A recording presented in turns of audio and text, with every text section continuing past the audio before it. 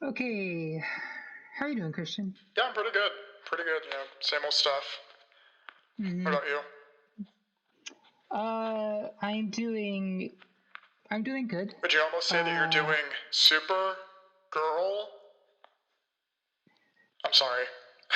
I don't even know what to say to I'm sorry. that. Oh man. Well, before we get into Supergirl, because that's the movie we're doing, um, I am, I believe I am done writing this short film script that I've been working on for a few weeks. Oh, really? How'd it turn out? Are you happy with it?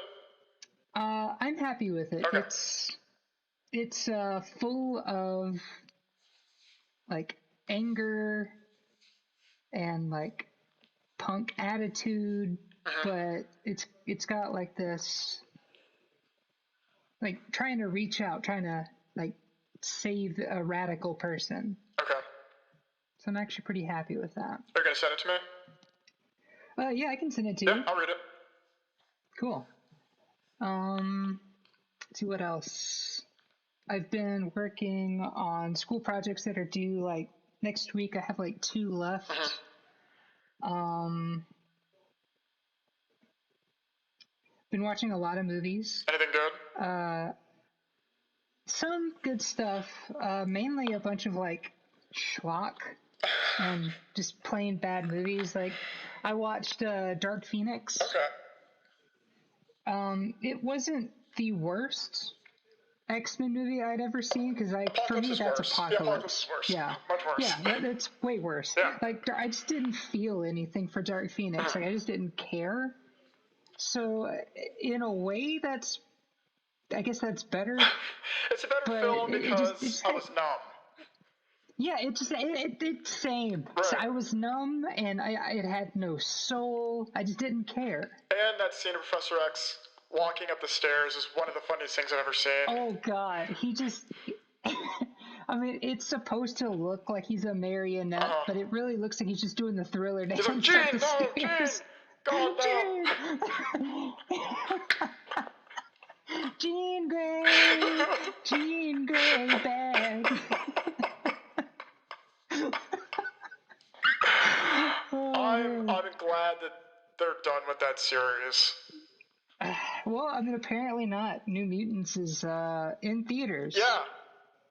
Wouldn't you, Um, wouldn't, I how would you feel if you got COVID from seeing New Mutants in theaters? You're like, I have COVID because I risked it to go see the New Mutants.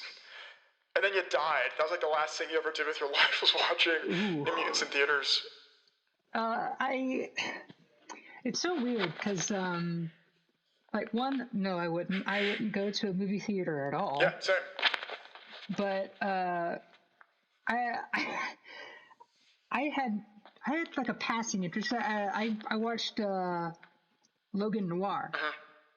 because I'd never seen the black and white version, and I appreciate that they shot it Mhm.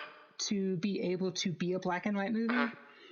But I was really missing a lot of the colors Okay. and a lot of like the life of the Logan movie. So I do like the color version The better. spittle in Patrick Stewart's corner of his mouth. You can't Yeah, see it as well in black and white. I know, and that's like part of like why I get so like choked up Mhm. when I see him just like losing his I mind. love that like such an Um, inspirational character just died not knowing what was going on in the back of a truck, thinking he was stabbed in the chest by his best friend.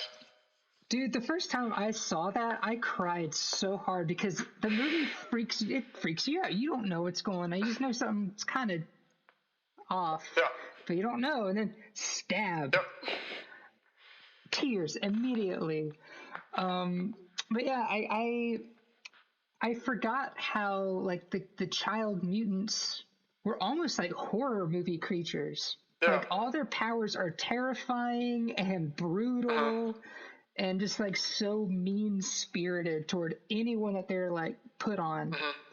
So I had this like passing interest in New Mutants after that. I was like, oh, it's kind of like a continuation in a it's way. not those characters. No, Okay. it's not. But it was supposed to be like in the same vein Okay. as like those kids. But it gets released, and then Maisie Williams is like going all like fuck critics thing, which I was like, oh come on, don't do that. And then I read the story, and apparently being put on a shelf for 5 years is not that movie's only problem. It's a weak script apparently, and two, they did not have a good post-production session. Like it's not edited well, and that is not something you put on an actor. Like that's not their fault. You would think if the movie has been on hold as long as it has, that if they were going to release it, it was going to be chef's kiss perfect. You know what I mean? Like they had all the time to work on it.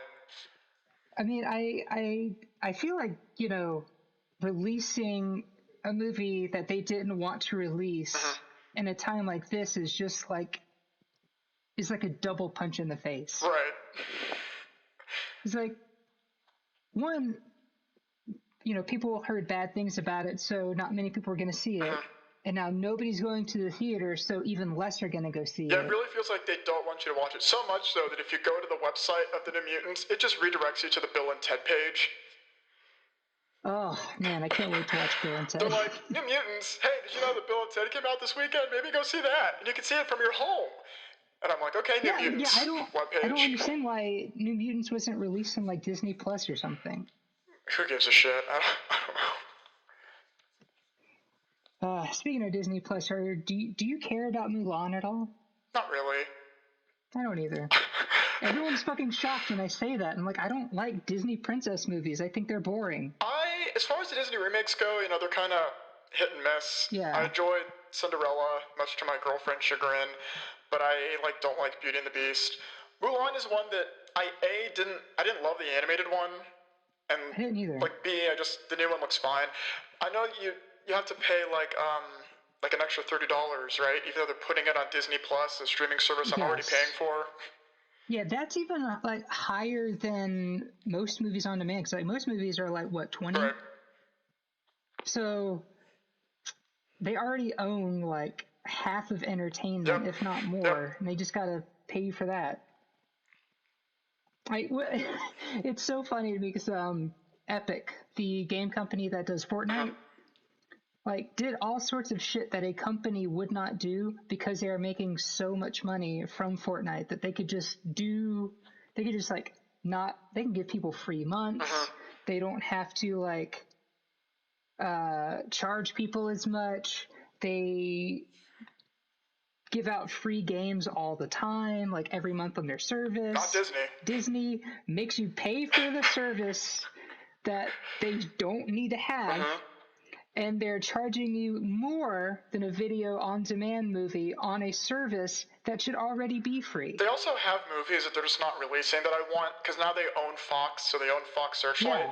And like the new Wes Anderson movie, French Dispatch, I don't know when that's ever coming out, and I'm like, can you just put that on Disney Plus? I'll pay for it. Yeah, hasn't that been done for like a year? Yeah, but they can't release it.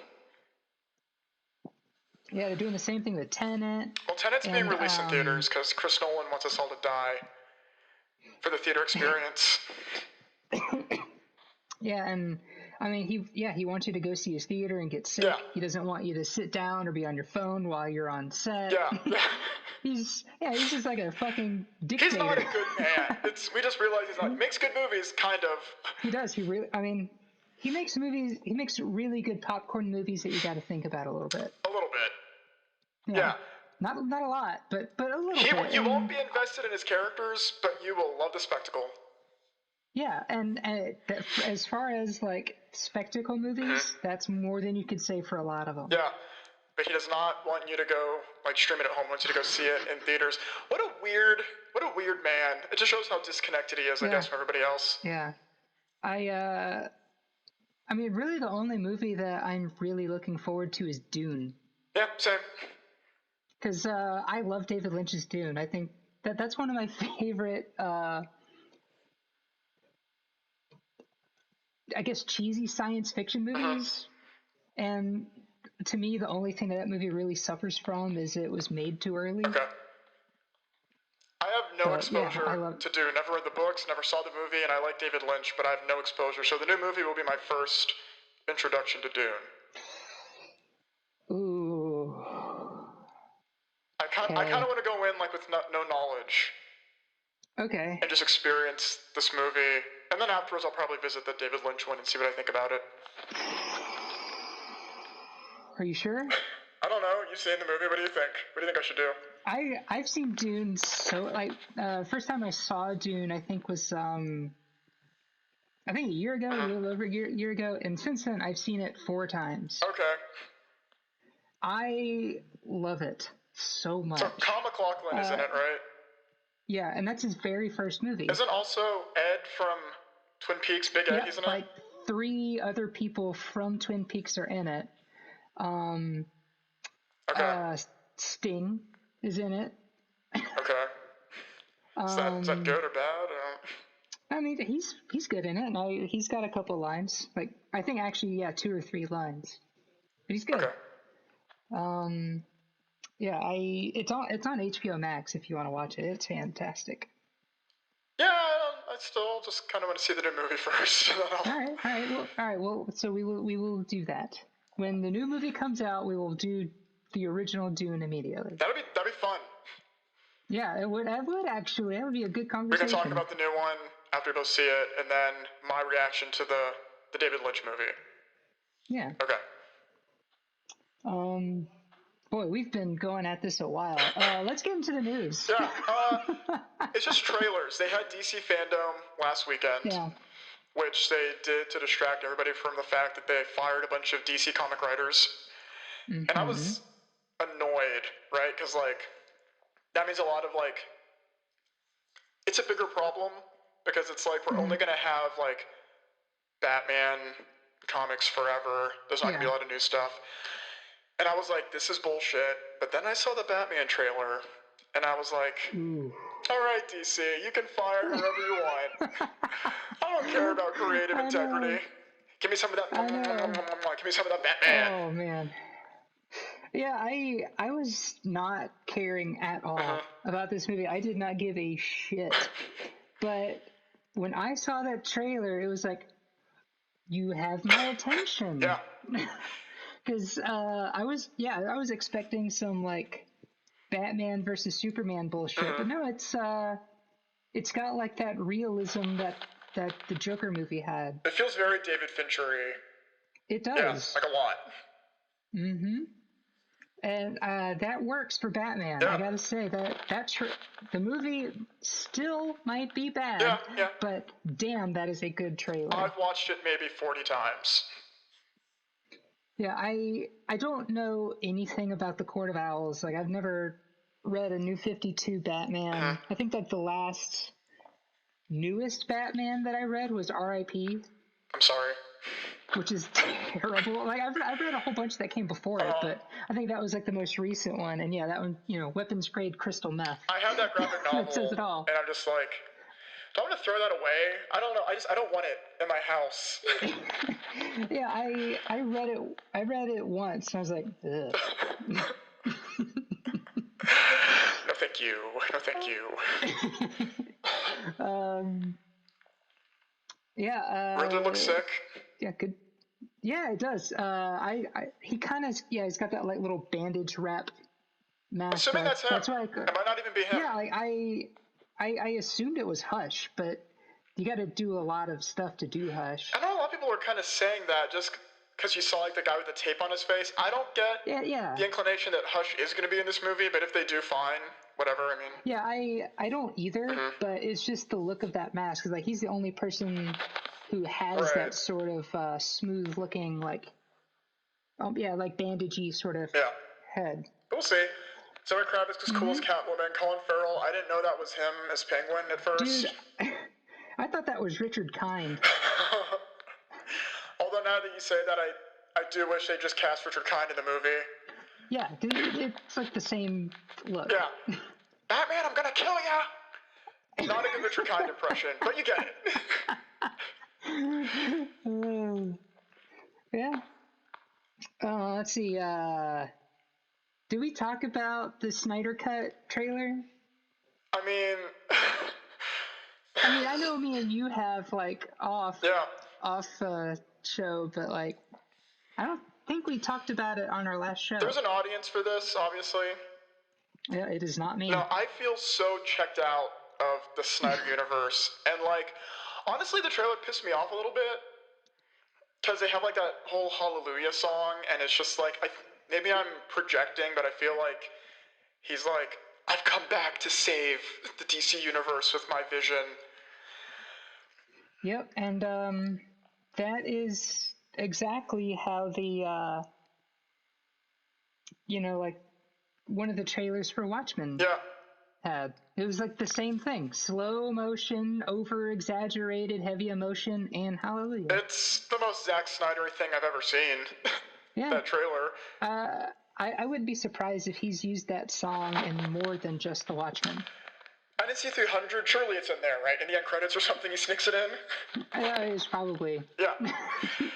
He's just so fucking self-important. And then, like, okay, so he really is. Someone kind of commented on the trailer, and I guess Zack Snyder got like annoyed, and he was like, "Whatever. If you don't like the movie I'm making isn't for children. This isn't for you if you're not into it." And I'm just like, it's based off like the Justice League. Like, get off your fucking high horse. Like, a property that literally is for children. Yeah, I'm down for all different interpretations. We just talked about how good the new Batman looks, and that's dark. But to project it like, if you don't like it, it's because you're a stupid child. If you don't like what he's doing. He's done that on more than just one occasion. Yeah. He made a comment that, like, in his universe, Batman could be, like, I think these are his words, fucking raped. He did say that, didn't he? Yeah. That was just some empty bullshit he said, because there's never been a situation where that could have happened in a Batman movie, except for the Killing Joke animated movie. Deep cut. I don't know. We'll both watch it, right? Yeah. It's good. I'm pretty sure you're gonna make me, because I'm not gonna pull that trigger. It's gonna be 4 hours long. Ugh. Of different episodes. And again, I'm sure it'll be better than the actual Justice League movie. It has to be. I guess. I just don't know how you're going to inject a good plot into that movie. Darkseid's in it, which people want to see, and then he's in the trailer, and I'm like, are you guys happy now? That's what he looks like. Are you happy? He was? Yeah, in the very beginning. He's like, starts off the trailer. He's got a big sledgehammer or something. That was Darkseid. Yeah. I missed the big purple man. Where's my Thanos look-alike? It doesn't fucking matter. Because that dude looks like a pile of shit with a sledgehammer. Yeah. He looks like, kind of like Zack Snyder's Doomsday. Yeah. It's so strange, because I'm like, did nobody see BVS? That was all Zack Snyder's vision, and it sucks. Yeah, like I don't. He's one of those people. Like he's Eddie Murphy, the director, to me. Okay. Hasn't made a good movie in who knows how long, but yet each time one comes out, everyone's looking forward to it, and I don't fucking get it. He's got a zombie movie coming out that I didn't care about, but there's a part that was cast with that comedian Chris D'Elia. He's the comedian who just came out that he's like talking to underage girls or something. Oh. So. Oh yeah. I didn't. Chris. Was it not? It's not D'Elia. It doesn't matter. They recast him with Tig Notaro, who I do like. Mm-hmm. And I'm like, I think that's a very funny thing. That's enough to make me check that movie out. Yeah, like they replace a white bro comedian with a smart female lesbian comedian. Yeah. All right, you have my attention. I want to see how that works out. But yeah, I guess he might also be releasing a black and white version of the Justice League, speaking of Logan Noir. You can't just keep milking the same cow. It's gonna die. Because that's what, and I'm sure people want that, I guess, a gritty black and white version of the Justice League. They're just gonna see a gritty black and white version of a bunch of cartoon characters on screen. They also had the Suicide Squad stuff. I don't have a lot to say about that outside of I'm very excited. Yeah, I've been looking forward to this because I really love James Gunn's stuff, and I love how he's progressed as a director. And as soon as I see it, like the first thing I see is like, oh, a real set. Oh, I'm so excited for this because it's not something we usually have in a DC movie. Right. It's usually just a bunch of green screen crap. No, real, stupid, awesome looking costumes, elaborate looking sets. I'm excited to see him be rated R again. Yeah. I'm glad he's matured as a person, but I kind of miss that like raw super feel. I think like the smartest thing DC is doing right now for their movies is they're kind of just letting directors do what they want. Yeah, I like this. You know, if we have to have the bullshit movie make up the difference, so that we can have an auteur film, then yeah, please, sure. Yeah, I'm down. And like, as much as I love the Marvel movies, and they have done a lot to build up their cred, you know, I am a little bit kind of worn out with them. I'm ready for some deconstruction. Yeah, so I'm glad. Other than that, I just have the Wonder Woman trailer to talk about. Oh yeah. I feel the same about the Wonder Woman trailer as I did about the Wonder Woman movie. Okay. Yeah, it looks alright. But then there's that part of me that goes, oh, it's totally going to fall apart at the end. It looks a lot like the first Wonder Woman where I was I liked it. And then like just that last little end battle fight I thought was kind of shit. Cheetah does not look great. But I don't know what else they could have done. I mean, well, I guess a practical suit, but why did they make that choice? I don't get it. It reminds me of Beast from X-Men. First Class. Yeah, because like, you know, in X3, Beast looked awesome. Yeah. He's in a practical blue suit. He's doing cool wire stuff. He looks awesome. Being behind a great actor. And then First Class, he looks terrible because he's just nothing but CGI. But then for like Days of Future Past, he looks great again. Oh, Abraham Lincoln. He looks practical again. And then for Dark Phoenix, he's back to being CGI and looking terrible. He wasn't CGI in Dark Phoenix. Wasn't he? Because he looked worse. You've seen him more recently than I have, but I remember thinking he looked fine.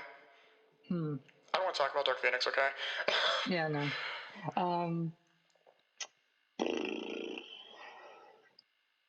Yeah. I'll see it. I like the first Wonder Woman a lot. And I feel bad that the second one I'm just so kind of lukewarm on with the trailer. Mm-hmm. But I'll see it. Yeah, I think you like it more than the movie more than I do. Because, I watched it, and it was like one of those, like, yes, you know, I don't feel cheated out of my 2 hours. You know, it was perfectly fine. But yeah, that last act made me go, like, why did I watch this? Because it just felt like a lot of other DC movies. Just a lot of lightning and CGI stuff.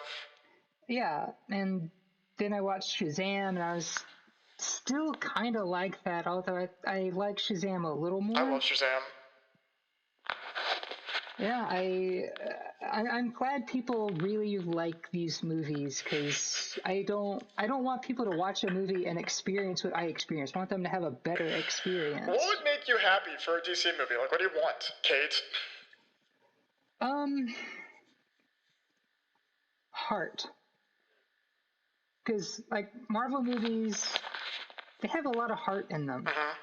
And like, they took the time to make me care about these characters so that when they did die or they did get really hurt, I really, like, it had stakes. Because, I know Doctor Strange isn't going to die, but he's charming and I have to care about him in order to give a shit about the next movie he's in. And I'm just waiting for DC to do that with these characters. Okay, well, let me ask you this. What death made you more sad? Iron Man in Endgame, or Slipknot in Suicide Squad?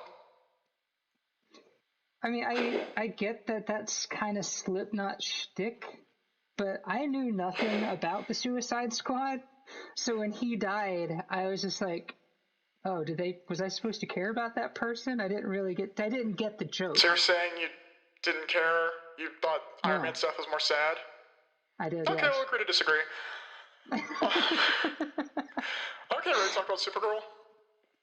Oh, yeah, so yeah, we watched Supergirl from 1984. Yep, that was my pick. And I haven't seen the TV show, but Kate has. Yes. Yeah. I forgave the first season of the show a lot because of the production company that was doing it. It was ABC. And the other Arrowverse shows are on the CW. So I like CW stuff because it feels like the closest to like the feel of the animated Justice League stuff that I'll ever have. Okay. And when I watched Supergirl, it had that heart, but it did not have that production value. It looked terrible. Like, the things that were made out of styrofoam looks like they were made out of styrofoam. and you could just tell I just didn't have a budget, but I cared. Like, the story was good enough for me to care. This is one of the most dated movies I've ever seen. I enjoyed it up until the last, 30 minutes, which felt like forever. Yeah. So, again, the only thing I know about Supergirl, I've never read any comics with her, but I've seen her in, the Superman the Animated Series. Mm-hmm. And she was in Smallville. So I was not aware that she has a superpower to make flowers grow, to quickly walk behind a tree and change her clothes, and to type up forgery letters and file them faster than a speeding bullet. I didn't know that either. Mm-hmm. Also, hair color changes. She can go from hair color, blonde to brunette. Which I did find a little funny because Kara made no real attempt at not being Kara Zor-El. So, I mean, I get why Clark Kent has to have a disguise. Right. He grew up human, and no one can know he's Superman. I get that. Yeah. Kara specifically went to Earth to find an energy source. Mm-hmm. That's her mission. It's not blending in. It's not trying to stay. It's get the energy source to save Argo City.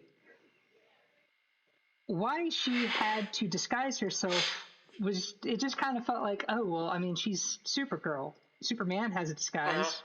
Supergirl has to have a disguise. That makes sense. Good enough for me. It was weird. She knows. It was weird. Okay. Okay, wait.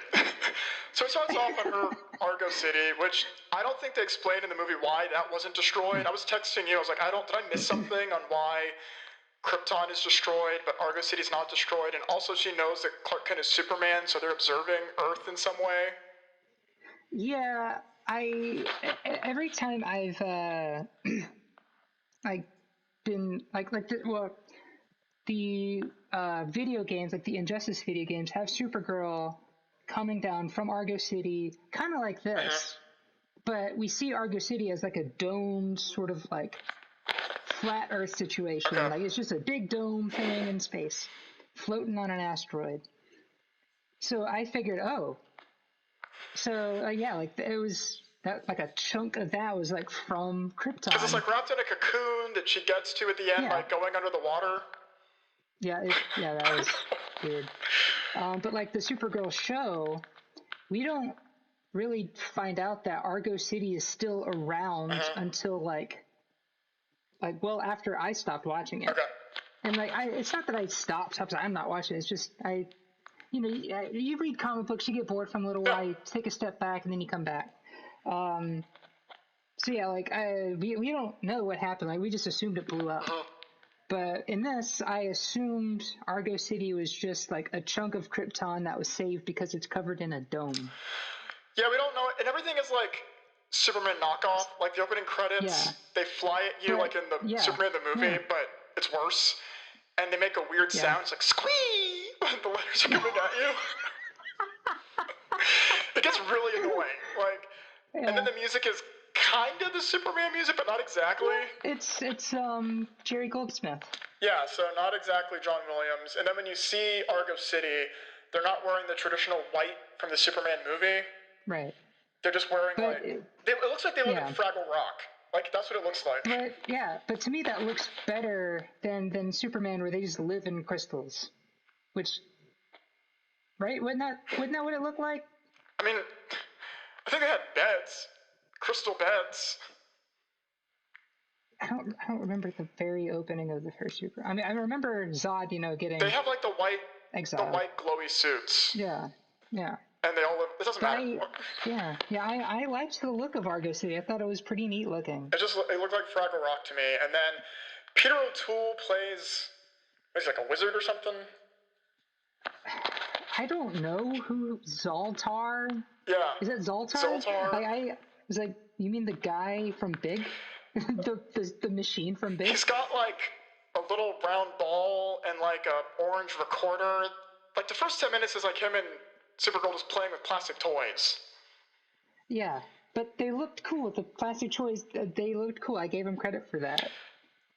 He has this like energy source, and then she like makes a dragonfly come alive with it. Yeah, it's just a big old MacGuffin. Her mom is Mia Farrow, which is weird to me because she never comes back. I'm surprised at the amount of people I knew in this movie. Yeah. Like Peter O'Toole, Peter Cook, like Faye Dunaway. Faye Dunaway. So the guy who played Jimmy Olsen in the Superman movies. I mean, he's big time. I was surprised when he showed up. I'm like, holy shit. We'll get to him. Why? We'll get to him. So she's playing with the toy, the ball thing, and it shoots out of their little lair. And she like immediately gets into a spaceship and goes after it, I guess. Yep. Do they explain that like they need it back in Argo City? There's no ticking clock scenario. Yeah, they need it back, or it would be like a Total Recall thing, like their air would like thin out and because that little toy ball. Like that. Yep, that little toy ball is an energy source that they were just playing with. So she goes and gets into a spaceship and goes after it. It lands on Earth, and then the spaceship crashes into the ocean, and then she just shoots out. I see Megan in the background. Yeah, she's crawling on the floor, which she totally doesn't. Does she have realize to. that we don't like take I'm not in this? class. Yeah. I know, but I didn't know You're not ruining anything. So. Oh, this is totally staying in. Yeah, keep it. So Supergirl shoots out of the water, and she's just Supergirl, and then like, you think there's no scene of her getting in her outfit. By there's the no way. explanation on why she wants to be Supergirl. Nope, it's she's flying through space, and she's in her little Argo City suit. Yep. The next time we see her, she's wearing the Supergirl costume. And again, you think the whole plot is going to be like, I need to find this little MacGuffin ball. She like immediately checks in at this all-girls school. Yep. And then that's just kind of the plot for a while. She signs up for classes. Yeah, there's no real sense of See, that's something I couldn't put my finger on. Like, why is something not making sense to me? Oh, there it is. There's no sense of urgency in this movie. She's just kind of hanging around at the school, and then she has to pick a name because she has a secret identity. Mm-hmm. She has to because it's the 80s. She makes comments that like, oh, my cousin Clark Kent. My brain was like, surely her last name will be Kent. But then she looks around the room and she sees like Robert E. Lee's name, and I'm like, ugh. And she's like, oh, Lee, Linda Lee. Where she got Linda from, I don't know. And then she meets her roommate, Lucy Lane. Who's, Lois's sister. And I'm like, Linda Lee and Lucy Lane, get the fuck out of here, movie. Like, you can't have two alliterations next to each other. I'm not gonna watch scenes of the two of them. Why? Why would they do that? I thought Lucy Lane was gay for like the whole movie. Yeah, you texted me except that. for the fact that the movie gives every woman a not gay.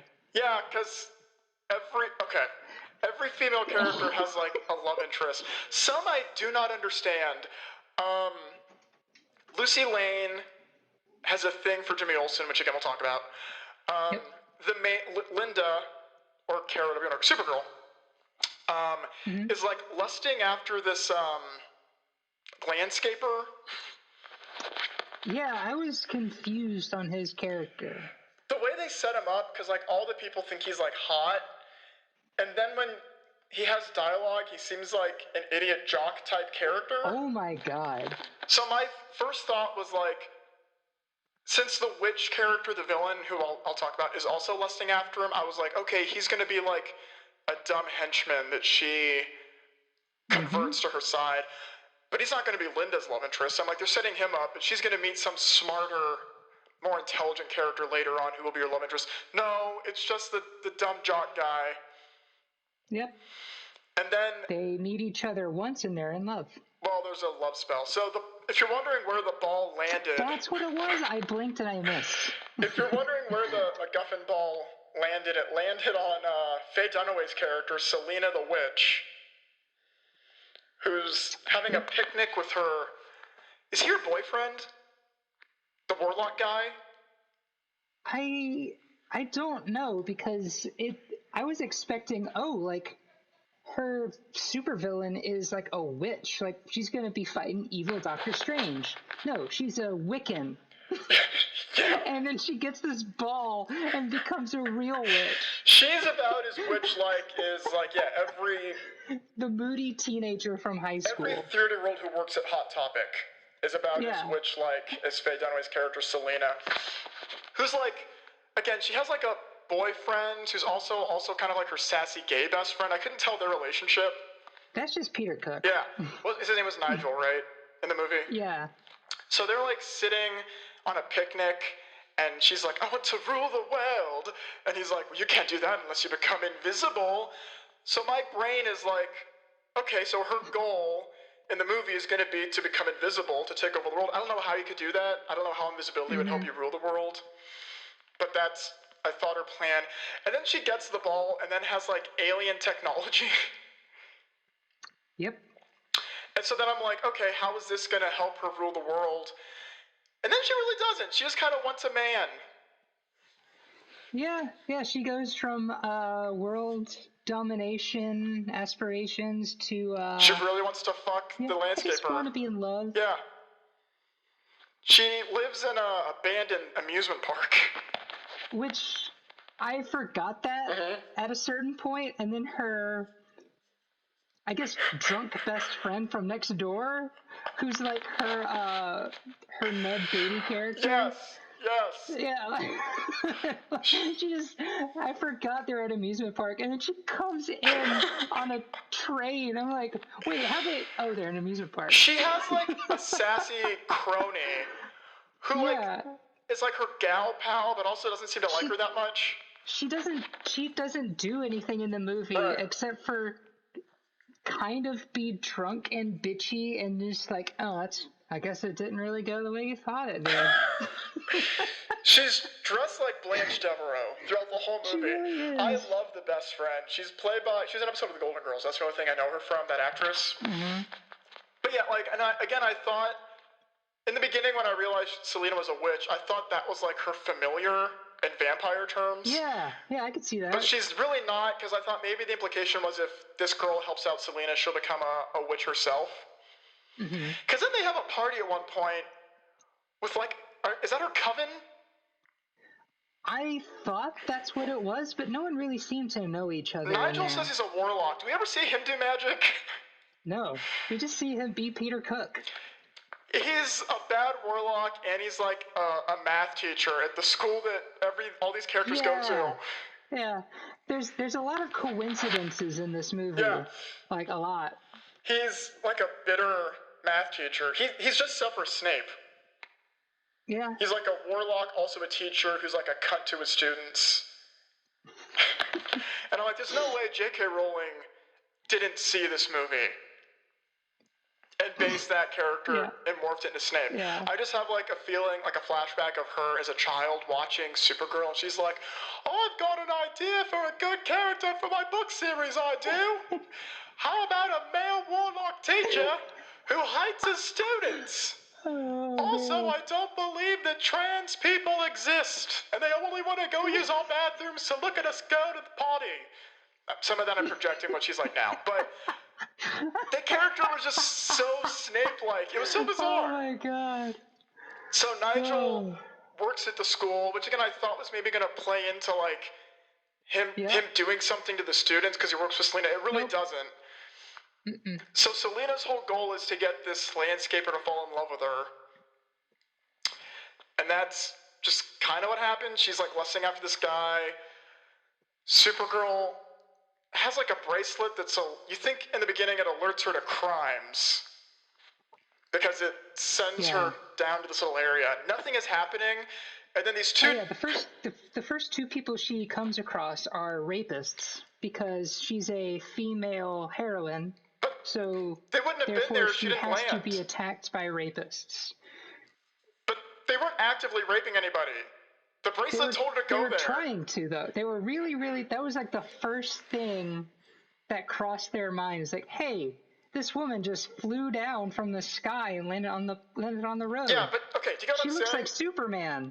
But let me rape her. The bracelet told her to go there. It did, yeah. I'm not denying that it was supposed to be a crime-fighting bracelet. Were there no I'm real just saying crimes it's weird. that were happening at that point? Like, I'm sure 2 blocks down someone was getting murdered, but instead the bracelet had the wherewithal to put her in a scenario that created a crime.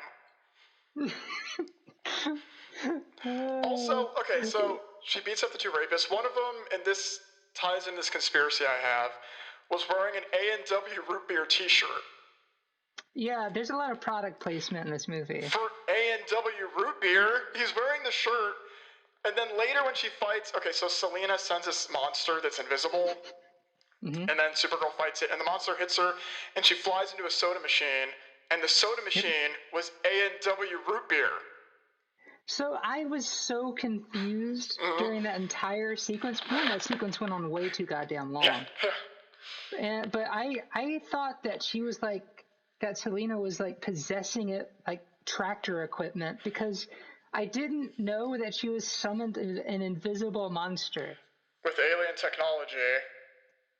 I thought she was possessing it. I really thought she was making it do its thing. Like Maximum Overdrive or something. So this is where the third part of my conspiracy comes in with the A&W root beer. So Lucy Lane is like, "Hey, we're all hanging out at Popeyes Chicken later. You're coming, right?" And I was like, okay, I don't know if that's something they did in the 80s. They all hung out at Popeyes Chicken. That was like the cool place. Popeyes existed back then. But Lucy Lane's like, "You're coming to the Popeyes," and it was so weird. I thought I misheard it. I was like, she didn't say Popeyes Chicken, because who hangs out at Popeyes Chicken? Nobody. I was like, surely she said something else. And she's like, "Yeah, Jimmy Olsen is coming to Popeyes Chicken," and like the town they're in is in Illinois.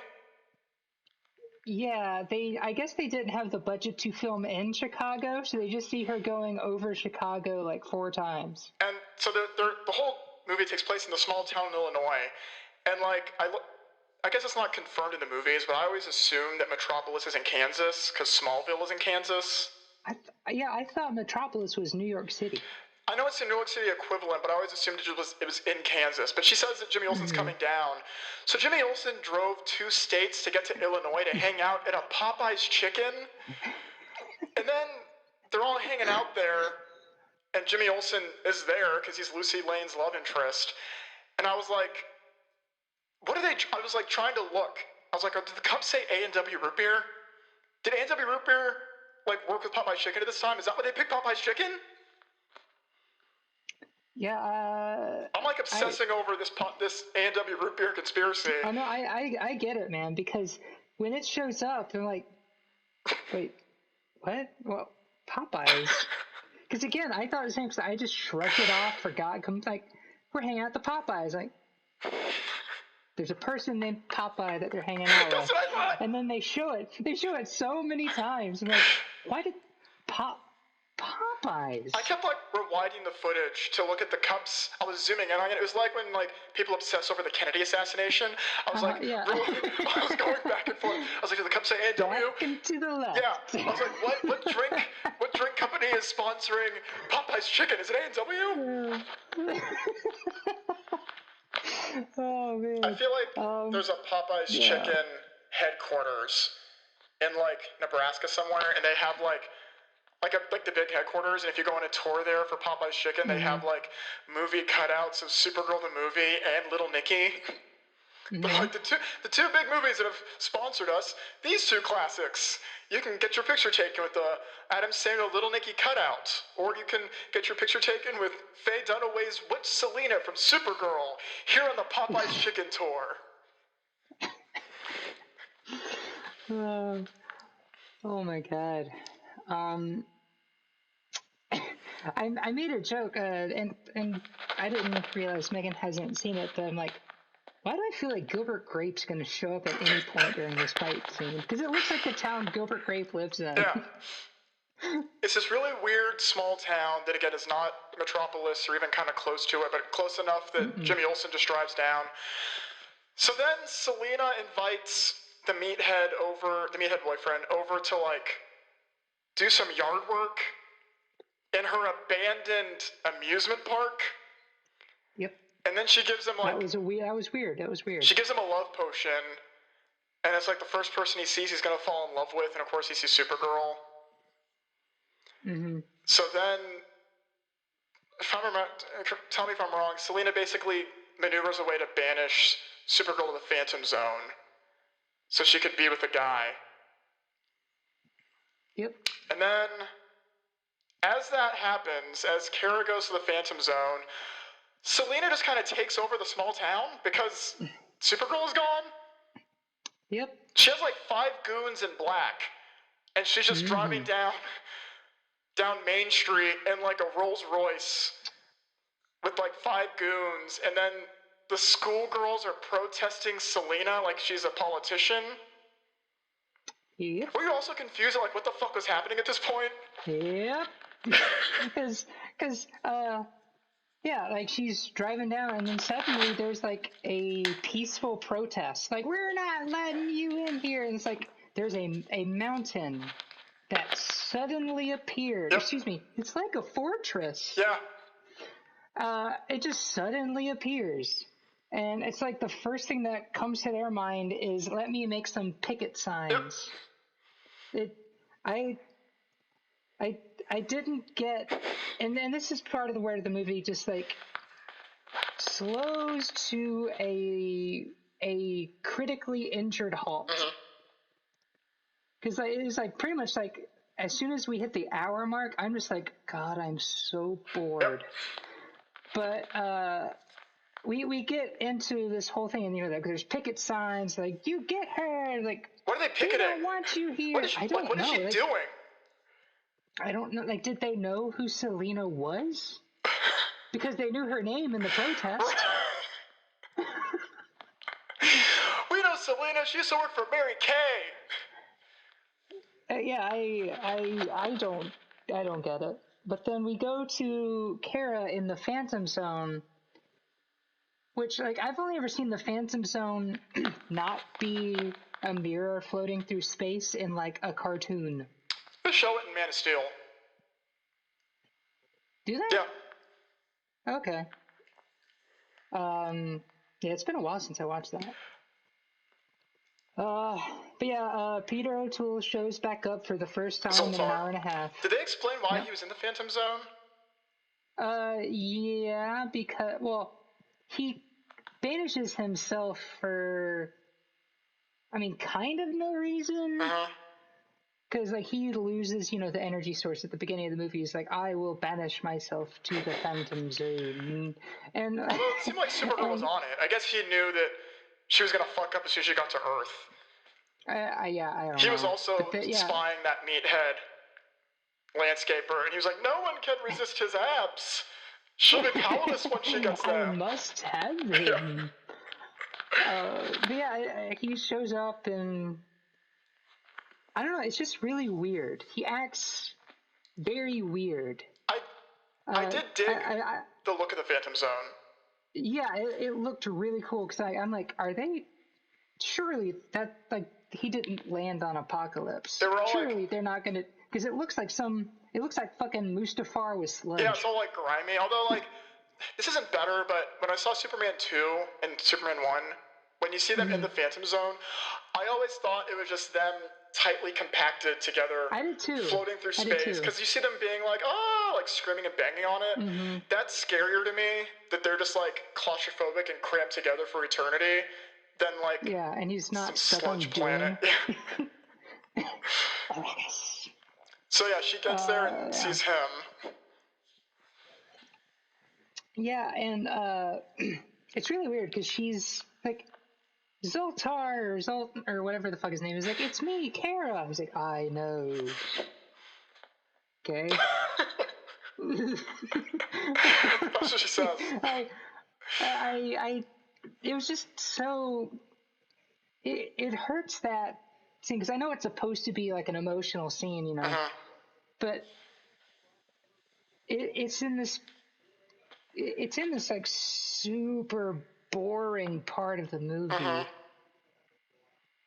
So I just didn't really care because I don't know Zoltar at all. Like I don't know who he is. I can't remember him from the television show. I can't remember him from any animated thing I've ever seen. I'm assuming a lot of these characters are made up for the movie. I don't think Selena the Witch. Yeah, he very well could be. He very well could be. But I just didn't know who he was. He was just Peter O'Toole being whimsical. Yeah.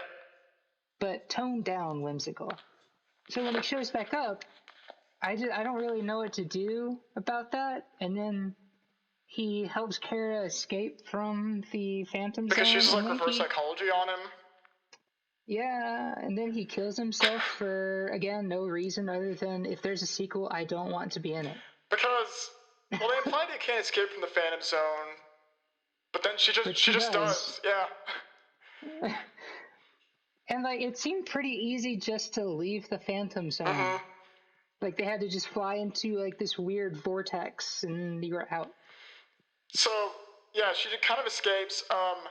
Like I said, before that, Selena's taken over downtown with 5 people with guns or whatever. And she kind of implies with her like, bitchy best friend that she's like, next week we'll take over this city, and then Mexico City, and then the world. We'll infiltrate the cops. And I'm like, I don't like get what they're doing. And then, like, Nigel shows up, and he wants to stop her, and she's like, well, look at your face! And then he has, like, herpes. Yeah, it's like you just gave him psoriasis. And then, I'm gonna be uncomfortable. But then later we see him again, and he doesn't. He's fine. Like she makes him disappear, and he's got like psoriasis, and then like some weird red lipstick, and he looks old, and then he doesn't again. The lipstick. That's what I was telling Sophie, my girlfriend. I was like, there's a scene. She gave him herpes, and then he came back and he didn't have it, and then she's like, I'm through with you, and I thought she was gonna kill him, and she like waves her little hand around, and then it's like his clothes are askew, and he's got like lipstick on, and I'm like, what the fuck happened? And then it's not even covering his whole lips. It's just like if you took your finger and then put it in the center and just moved it over to the left a little bit and smushed. It's kind of what it looked like. It was really weird. Like I didn't get it. I didn't know what was going on. And like in other movies, I thought, this is a time where the villain shows how really evil she is, and she like fucks over her own crew. I thought she was gonna turn into like a bug or a frog or something, but no, he just looks kind of slightly worse. Yeah, she was gonna go full time bandits, and then she just makes him kind of old. Yeah, and then he's like in one of these metal balls at the end, but he looks the same. He's back to normal. Yeah. I'm like, what the fuck did she do to him? Yeah, I don't know. Like, is all this shit, like all this magic, just like illusion, and they think this is what's happening? If that's the case, then there's no danger. Everyone's fine. Like I didn't fucking understand what the hell was happening. So she has like Jimmy Olsen, Lucy Lane, and then Nigel in these metal balls, hovering over spikes, and then Supergirl shows back up, Also, the bitchy friend is there, and again, not doing anything. she's kind of hanging just around, just kind of standing there. She's like, oh man, talk about Supergirl. Like, she's not really helping or anything. Not really being funny either. Just kind of hanging around. Yeah. And then, like, Faye Dunaway, the witch, makes, like, a big evil monster. She's kind of, like, puppeteering. Yeah. And then Supergirl's, like, laying on the ground, but she still has her powers. Oh. And I'm like, why isn't she, like, flying or doing anything? And then the monster grabs her. Yeah. And then there's the how the monster's hands look, and it looks normal, like, you know, like it looks like a regular movie. And then I guess they took footage of Supergirl with a different, like, aspect ratio and lens, and they just sort of, like, compress the image on there, so it looks like if you took Flat Stanley and then just, like, put him in a 3D world. It was really terrible. Like, I don't know what they were trying to get at with that, but it just looked really bad. It didn't even look like they were trying to do anything. Like, why she couldn't have gotten in the hands, I don't know. And then Nigel is like, now, Supergirl! And she makes like a twister or something, right? Yeah. And then the twister, like, sucks up Selena, but also her friend. Yeah. Who's ultimately useless the whole time. She's like, ah! And then she gets sucked up in the twister. And then, like, there's a shattered mirror. And the twister goes into the shattered mirror, assuming, like, taking them both to hell. And then the mirror, like, reforms. Yeah, I thought they were, like, being sent to the Phantom Zone. Is that what happened?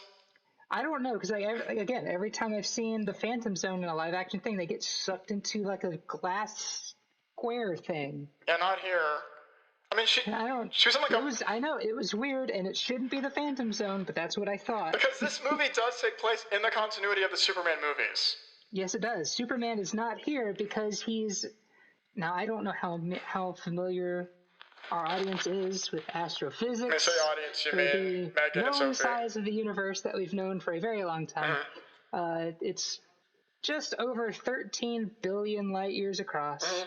Superman is on a secret mission that's apparently not so secret that scientists speculate is hundreds of trillions of light years away.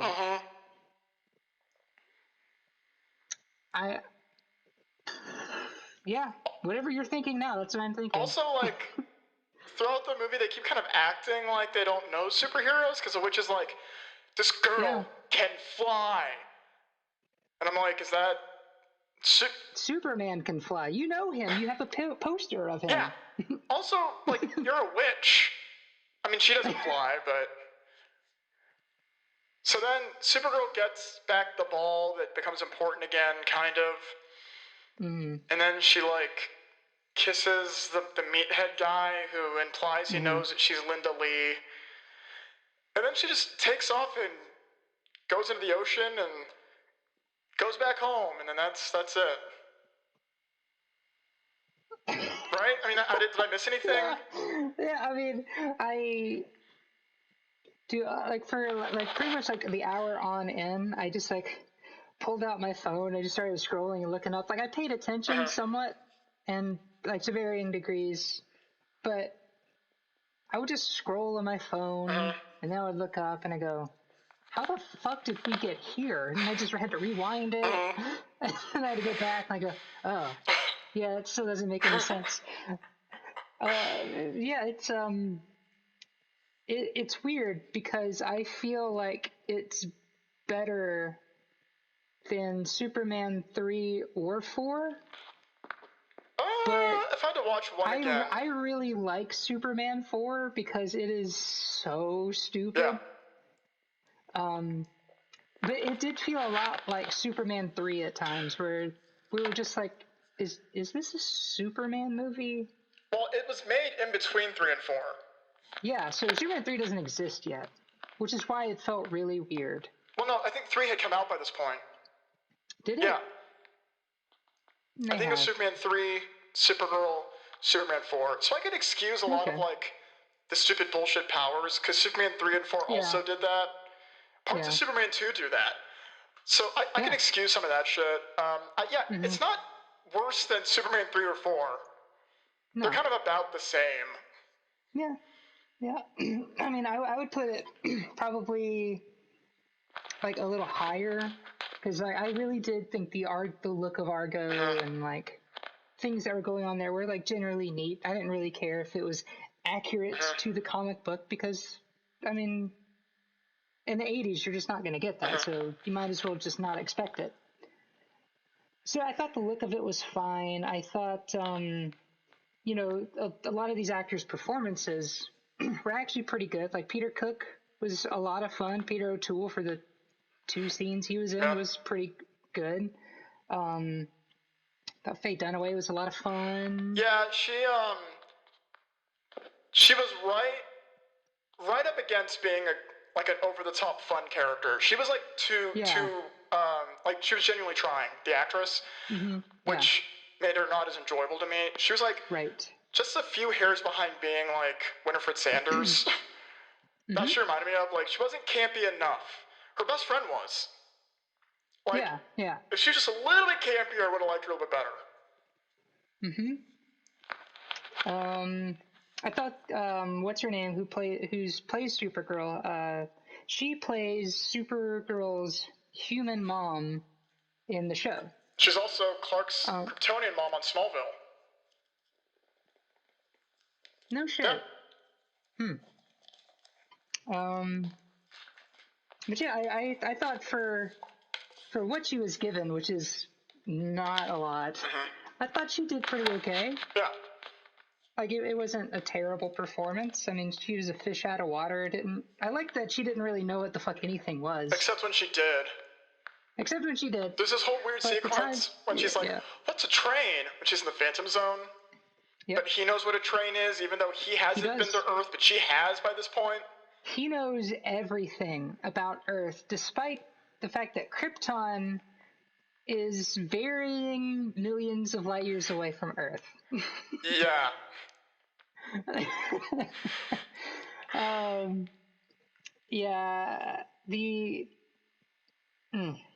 But again, the performances were actually pretty good. I mean, like, it beats Superman 3 because everyone feels bored, and Richard Pryor feels like he doesn't know what movie he's in. Right. And Superman 4, no one's giving a shit. Yeah. Well, Christopher Reeve is. Yeah, it's true. He did care more because he did have more creative input. He did more have more input. Yeah. But yeah, it's weird to see actors care so much in a movie that clearly doesn't. So it was a very weird change of pace, because usually these actors read the script and they catch on immediately. Right. But no, everyone, like, you got what you paid for with these people, and you paid for a bunch of pretty good actors. Yeah, I don't have anything else to really say about it, do you? No, thank you for recommending it, because I did watch Superman 3 and 4 within like 3 days or so of each other. Okay. And I had never seen them prior. Richard Pryor. But yeah, Superman 3 bored me to fucking tears. Yeah, that's a rough one. And then Superman 4 was the most brain-dead, mind-numbing, entertaining experience I've ever had with watching a Superman movie. It's bizarre how, I love Superman in the comics, I like him. But it's just insane how apparently hard he is to just get a good movie around. Yeah, I don't understand, because it's like, oh, what are you gonna have to do? Are you gonna have him just beat the shit out of like muggers? No, like, there's plenty of people that can take on Superman. And he can be written as an interesting character in the right context. He's the moral good. Yes. So put him up against somebody who is the exact opposite of him. Instant chemistry. There you go. You know what would be interesting, and I don't know if they're doing this now in the comics, I'm not reading any Superman right now, but it would be interesting to see Superman take place in a current America. It would, The way yeah. our government is and how divided we all are, seeing a Superman try to operate in our current political climate. I mean, we did see that. It was Captain America: Winter Soldier. Yeah, true, but it's worse now than it was when that movie came out. Yeah, it's surprisingly way worse. Yeah. When Superman: Winter Soldier came out, I was like, oh, yeah, man, we do some terrible things sometimes. I never would have ever guessed that it could have gotten so much worse. Well, now we're living in the last season of Veep.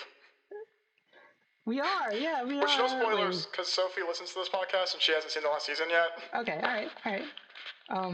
Yeah, I'm glad you're watching Veep. Armando Iannucci is a really awesome creator. His other movie that's coming out right now, The Life and Times of David Copperfield. That's him. Yes. I had seen it. I'd seen the title, but I never looked into it. It looks so good. And that's another Fox Searchlight movie that's just on hold because of COVID. And I'm like, okay, just put it on Disney Plus, Disney, you fucking douches. Yeah, I of the things I've seen, like the In the Loop, The Thick of It, Veep, Death of Stalin. I thought that's some of the smartest, funniest shit I've ever seen. I love him. Especially as far as political satire. Yeah. Like that is satire so good it could just not be. It could be like a legitimate comedy. It's fantastic. I love him so much. Yeah. So he's doing a movie about David Copperfield, the magician? Well, the Charles Dickens story. It's an adaptation of that. Oh, yeah. Okay, the guy, that he took. Yeah. I've never read or heard that story. Yeah, I never read it either. But the movie looks good. Tilda Swinton's in it. Yeah. Peter Capaldi, my boy. Love them. Did you watch Avenue 5? No, I haven't. That's also Armando Iannucci. It's hit and miss. Oh, okay. It makes me kind of hesitant. I think Copperfield looks really good, but I'm like, when he steps outside of political satire, Avenue 5, I wish it had been better. Okay. Try watching it, let me know what you think. Okay, yeah, I will. So what's the next movie? So, our rule of, generally no comedies. Yeah. That's an easy one to stick by. But watching a movie that you've seen before, it's really hard for me to want to stick with that right now because a lot of bad movies I've seen, I don't really feel like watching them again. So I've been scrolling through, just seeing what's available. And I came across a couple things. I do want to recommend Dune, but we will do that when the movie comes out. The new movie comes out. I picked a science fiction movie on Hulu I've never seen or heard of. It's relatively new. Then I went to Amazon and I saw a blaxploitation movie that I've never seen, but I've seen another one of this person's movies, and I really did enjoy it. So should we go with a movie that I've never seen, but I trust the source, or a movie I've never seen that might be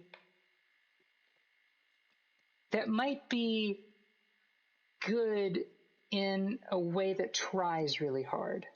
I'd say the first option. All right, then. So we're going to watch Petey Wheatstraw, The Devil's Son-in-Law. I don't know by the title which one that is. It's a Rudy Ray Moore movie. Okay. And that's the one he did after Dolomite. I'm excited. Yep, and that is on Amazon Prime. All right. Yeah, I suggest you, when you watch it, you go immediately to Red Letter Media's Rudy Ray Moore episode of their review, because they do, I think 4 or 5 of his movies, and they're very entertaining, especially just to, hear him, laugh and have fun with it. No, I love Red Letter Media. But, yeah, and I've never seen Petey Wheatstraw, but I love the Eddie Murphy movie that came out. I thought that was great. I still haven't seen it. Dolomite is my name. Oh, it's really goddamn good. Okay. And it's nice to see Eddie Murphy giving a shit again. But I've seen Dolomite, and that was a lot of fun because that was the first one he did, and he didn't know how to make a movie. But he hired people who did, like a bunch of like film school students who knew how to make a movie, but didn't have a whole lot of experience. So it's nice to see them making something that they know their audience is going to like, and they're just having fun with it. Okay. All right. So, yeah. Megan's parents look forward to Petey Wheatstraw and the Devil's Son-in-Law. All right. Oh, yeah, they listen to the show, by the way. Yeah, Megan told me. I was like, oh, that's adorable. Yeah, it is, right? Yeah. Yeah. All right. Well, we are going to sign off. Yep. And until next time, bye, Christian. Bye.